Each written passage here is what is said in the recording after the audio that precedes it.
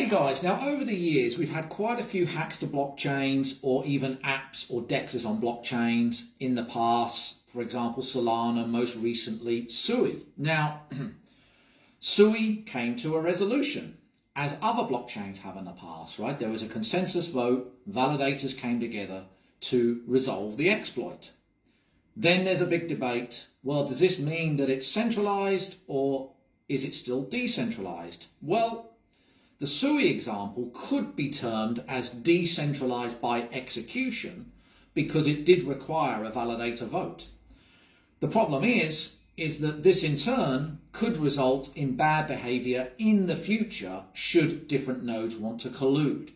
And if you have a fairly small validator set or small concentrated stake weight, this can exacerbate and perhaps produce the problem.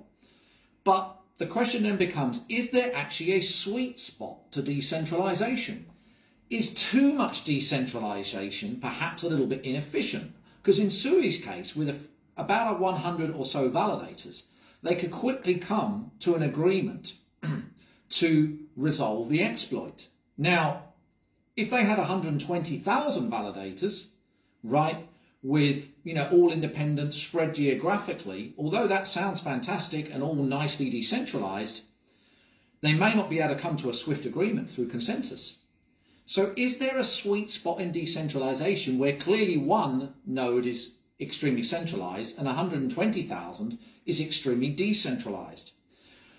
I think there is a sweet spot. I think it's a spectrum, okay? And I think a medium level of decentralization is good. But you also need an incentive mechanism that's aligned. So if you have a medium level of decentralization and you don't have thousands and thousands of validators, well, so long as your incentives are aligned and you have economic aligned incentives, then this will prevent things like collusion of nodes, because it's in the best interest of the nodes and the network to not collude, right? Because they will probably shoot themselves in the foot and it causes bad reputation, possible forks, or who knows.